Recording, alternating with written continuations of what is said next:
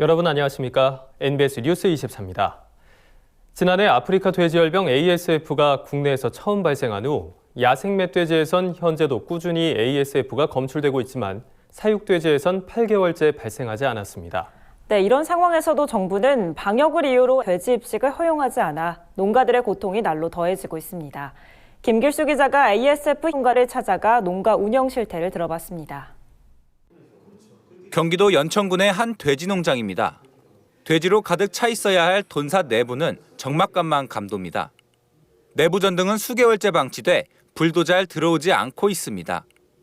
이 농장은 지난해 아프리카 돼지열병 ASF 예방적 살처분을 이유로 키우던 돼지 전부가 살처분됐습니다. 하지만 살처분이 끝나고 수개월이 지나도 돼지 재입식은 불가능한 상황입니다. 정부가 ASF 방역을 이유로 살처분 농가들에 대한 돼지 입식을 허용하지 않고 있는 탓입니다. 농장주 권구홍 씨는 답답함을 호소합니다. 돼지 사육이 막혀 수입이 없는데도 농장 대출금과 시설 유지비 등으로 한 달에 1,000만 원 남짓한 비용이 계속 나가섭니다. 정부가 제공하는 생계안정자금을 받았지만 월 67만 원 수준으로 턱없이 부족한 상황입니다. 권 씨는 돼지 입식 허용이 길어지고 경영난이 날로 심해지자 돼지 재입식 때 사용할 목적이던 살처분 보상금으로 생활을 유지하고 있습니다. 경제적인 부분이 가장 힘들죠. 그러니까 보상금을 받는다고 하더라도 그거는 제가 이미 가지고 있는 사료회사나 아니면 은행권 대출 갚기에도 부족한 돈인데 그걸 가지고 지금까지 계속 쓰고 있는 상황인 거거든요. 인근의 또 다른 피해 농가도 상황은 마찬가지입니다. 이곳 역시 돼지로 가득 차 있어야 할 돈사는 텅텅 비어 있습니다. 농장주 이창번 씨도 지난해 살처분으로 키우던 돼지를 모두 잃고 지금까지 돼지를 키우지 못하고 있습니다. 또한 직원급여와 농장 대출금, 시설 유지비 등으로 매월 3천만 원 이상씩 나가고 이를 다른 대출로 충당하며 버티고 있는 중입니다. 이 씨는 돼지 재입식이 하루빨리 이루어지지 않으면 자신뿐만 아니라 관내 다른 ASF 피해 농가들도 도산할 우려가 있다고 호소합니다. 지금 이대로 계속 느려진다고 하면은 저뿐만 아니라 다른 농장도 더 힘들어질 거고 만약에 올해까지도 재입식이 안 된다? 그러면 저희 그 관내에 있는 농장들 중에 최소 30% 이상은 파산되지 않을까. 이 같은 상황에서 최근 돼지고기값 상승세는 ASF 피해 농가들의 심리적 고통을 더 크게 만듭니다. 지난 5월 국내 돼지고기 도매 가격은 수요 증가로 평년 대비 6.8%, 전년 대비 22.9%나 증가했습니다.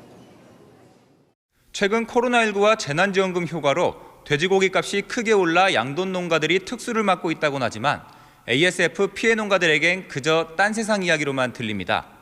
피해 농가들은 오늘도 생존 문제가 걸린 돼지 입식 허용만을 하염없이 기다리고만 있을 뿐입니다. MBS 뉴스 김길수입니다. 정부의 코로나19 긴급재난지원금이 농축산물 소비의 활력소로 자리 잡고 있습니다.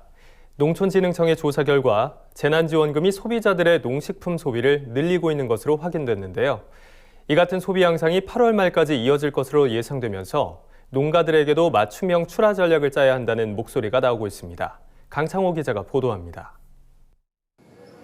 정부의 긴급재난지원금이 한우와 돼지고기, 신선 농산물 등 농식품 소비를 늘리고 있는 것으로 확인됐습니다.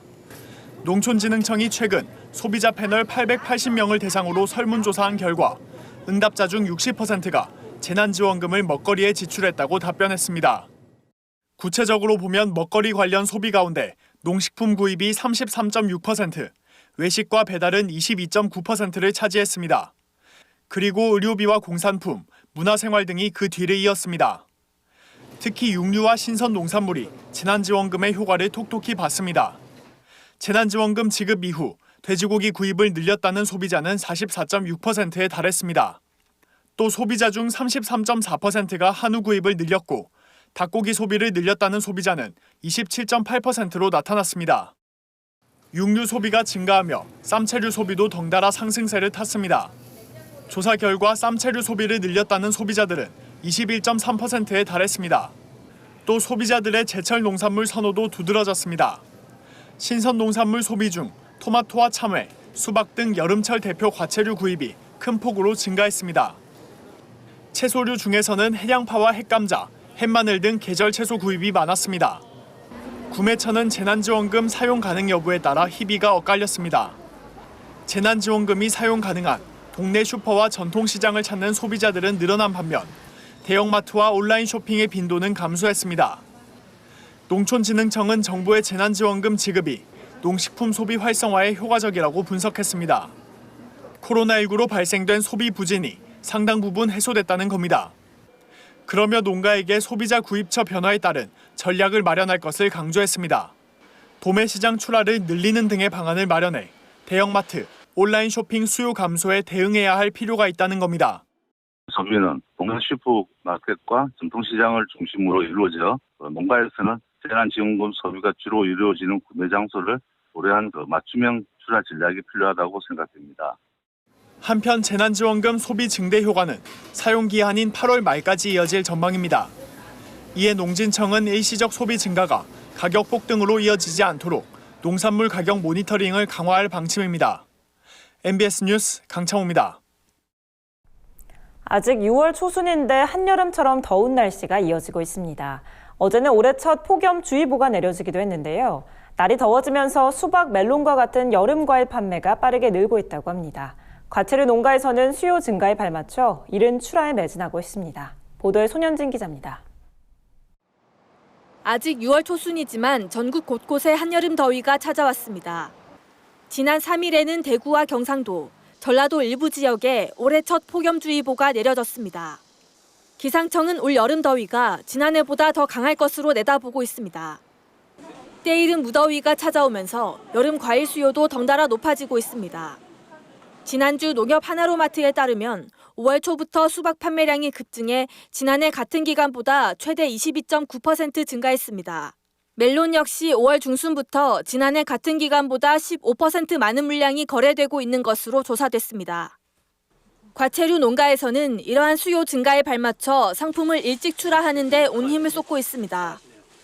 출하 시기를 앞당기면 물량이 쏟아지는 시기에 비해 상품을 높은 가격에 거래할 수 있기 때문입니다. 충남 공주시 탄천 수박단지에서 생산하고 있는 수박은 수확 시기가 빨라지면서 다른 지역 수박에 비해 20% 정도 높은 가격에 거래되고 있습니다. 그전보다 수확이 한 보름에서 열흘 정도 빨라진 것 같아요. 일찍 출하를 하면 가격이 높이 받을 수 있어서 좋은 점이 많이 있습니다. 충남 천안과 전남 곡성의 멜론 역시 높은 가격에도 인기를 끌고 있습니다. 보통 6월 중순쯤이었던 출하 시기를 올해는 5월 중순으로 약 한 달 앞당긴 덕분입니다. 현재 8kg짜리 멜론 한 박스 가격은 4만 원 내외로 과거 출하 시기에 비하면 약 30% 높은 수준입니다. 농촌진흥청은 농가들이 출하 시기를 15일 정도 앞당기면 시장 가격을 30%가량 높게 받을 수 있다고 설명했습니다. 시설 과채료를 일찍 수확해서 시장에 출하하면 성출하기보다 높은 가격을 형성할 수 있어서 소득 증대에 도움이 될 것으로 보입니다. 농진청은 통풍, 환기에 용이한 시설하우스를 보급하고 작물 생육을 촉진하는 미생물과 당도 측정기 등을 지원해 농가들이 조기 출하에 도움을 얻을 수 있도록 하겠다고 밝혔습니다. MBS 뉴스 손현진입니다. 지난 2월에서 5월 사이 운영된 봄철 산불 조심 기간 동안 전국에서 420여 건의 산불이 발생한 것으로 집계됐습니다. 이 가운데 대형 산불이 울산 등 3개 지역에서 발생했는데요. 산림 피해액만 259억 원에 이릅니다. 이에 정부가 700억 원을 투입해 산불 피해 지역 복구에 나섰습니다. 남수지 기자가 전합니다. 산림청이 올봄에 대형 산불이 발생한 울산 울주, 경북 안동, 강원 고성 지역에 대해 피해 복구 계획을 발표했습니다. 산림청에 따르면 올해 3에서 5월에 발생한 산불 피해 규모는 울주 519헥타르, 안동 1944헥타르, 고성 123헥타르에 달합니다. 산림 피해액은 울주 25억 4,800만 원, 안동 208억 9,800만 원, 고성 24억 5,900만 원으로 집계됐습니다. 이에 따라 정부는 산불 피해 지역 복구를 위해 약 700억 원을 지원하는 한편 사방협회, 국립산림과학원의 기술 자문을 구하는 등 관계 기관들과 긴밀히 협력해 나갈 계획입니다. 먼저 정부는 산불 피해 복구를 2차 피해 예방 목적의 응급 복구와 산림 생태계 회복을 위한 항구 복구로 나눠서 실시하기로 했습니다. 올해 안으로 실시할 응급 복구에는 총 333억 원이 투입됩니다. 이 사업에는 생활권 주변 지역의 산불 피해목이 부러지거나 도복 등을 방지하기 위한 긴급벌채가 포함되어 있습니다. 또 산사태 등 2차 피해를 막기 위한 사방댐 등의 설치도 계획되어 있습니다. 내년부터 2023년까지 연차적으로 추진하는 항구복구에는 370억 원이 투입됩니다. 정부는 2023년까지 피해 지역에 대해 산림복구가 해결될 수 있도록 각 지자체와 협력하겠다고 밝혔습니다. 이를 위해 민가 주변에 내화 수림대를 조성하고 산사태 발생 우려지에는 사방사업 등의 산림복구를 실시하기로 했습니다. 산불 이후에도 정확한 피해 조사를 통한 복구계획 수립으로 산림 생태계가 산불 이전의 모습으로 돌아갈 수 있도록 최선을 다하겠습니다. 한편 정부는 산사태 등 2차 피해 예방을 위해 시행한 긴급 진단 결과 울주 6개소, 안동 2개소, 고성 1개소가 토사 유출 우려가 크다며 이달 말 장마 전까지 마대 쌓기 등 긴급 조치를 실시할 계획이라고 밝혔습니다. MBS 뉴스 남수지입니다. 전남 곡성 석곡농협이 100세 이상의 어르신들에게 곡성의 특산품 백세미를 무료로 증정해 화제가 되고 있습니다. 100세 어르신과 가족들에게 기쁨을 드리기 위해 벌이는 사업인데요. 신청 방법을 김인경 기자가 알려드립니다. 전남 곡성군 석곡농협이 전국의 100세 이상 어르신에게 백세미 꾸러미를 선물해 이목이 집중되고 있습니다. 백세미는 석곡농협이 신품종 골든퀸 3호를 유기농으로 생산해 판매하는 쌀 브랜드로 구수한 누룽지 향에다 쫀득한 식감이 일품입니다. 지난 설에는 문재인 대통령 내외가 농협에서 직접 백세미를 구입해가면서 대통령 쌀로 이름을 알리기도 했습니다. 석곡농협은 올해 100세를 맞이한 1921년생 이상 어르신을 대상으로 신청자 모두에게 백세미 8kg과 곡성 토란 800g을 선물합니다. 오래오래 건강하시라는 의미를 담아 구성한 이른바 88 건강 선물 세트입니다. 석곡농협 조합원이 아니라도 전국 어디서나 신청이 가능합니다. 석곡농협 홈페이지에 가입하고 100세 효잔치 이벤트 게시판에 개인정보를 남기면 됩니다. 가족이 대신 신청하는 경우 가족관계 증명서 등 추가 서류가 필요한데 이벤트 마감일에 모든 정보는 완전히 파기됩니다. 신청은 7월 31일까지 가능합니다. 석곡농협은 선물 세트를 받은 뒤 100세 이상 어르신을 찾아뵙고 함께 시간을 보낸 모습을 인증샷으로 남겨줬으면 한다고 전했습니다. 의무사항은 아니지만 고령의 부모님, 조부모님을 한 번이라도 더 찾아뵀으면 하는 바람을 담아 인증샷 미션을 만든 겁니다. 석곡농협은 지난달 어르신들을 모시고 100세 효잔치를 벌여 눈길을 끌기도 했습니다.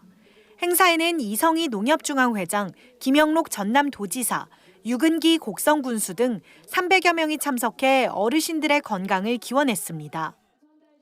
곡성군의 유기농 백세미는 이러한 소비자와 시장의 변화에 선제적으로 대응하고 있다고 생각됩니다.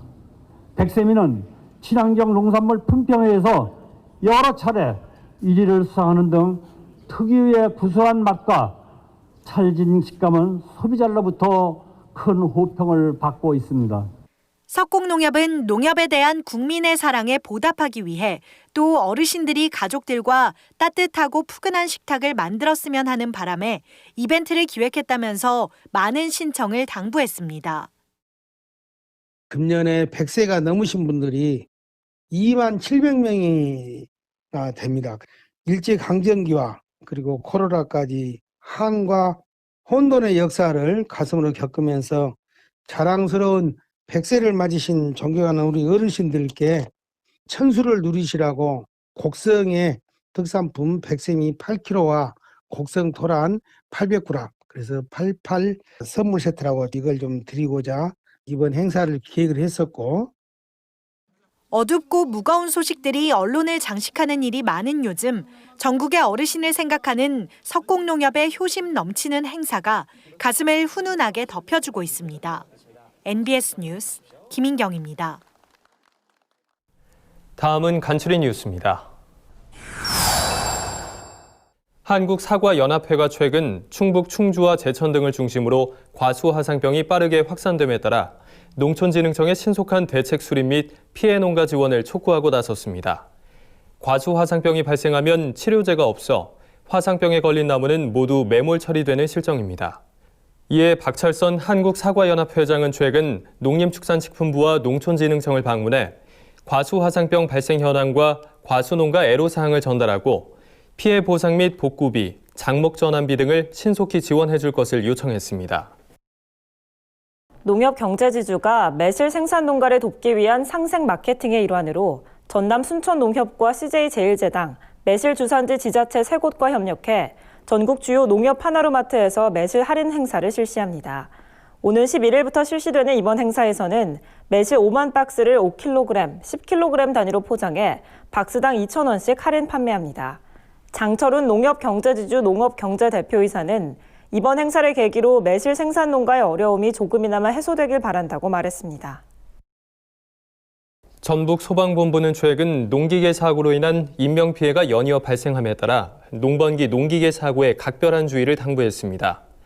전북 소방본부에 따르면 2017년부터 2019년까지 발생한 농기계 사고는 모두 584건으로 특히 사고는 농번기인 4월에서 10월까지 집중적으로 발생했습니다.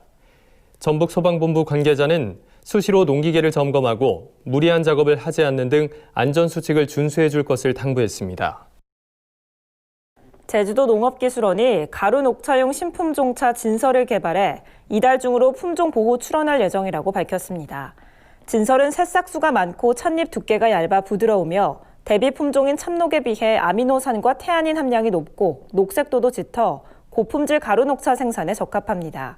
도 농기원 관계자는 가루 녹차용 품종 진설이 조기에 보급돼 경쟁력 향상은 물론 농가 소득 증대에도 기여하길 바란다며 앞으로도 국산차 품종 보급 확대를 위해 노력하겠다고 밝혔습니다.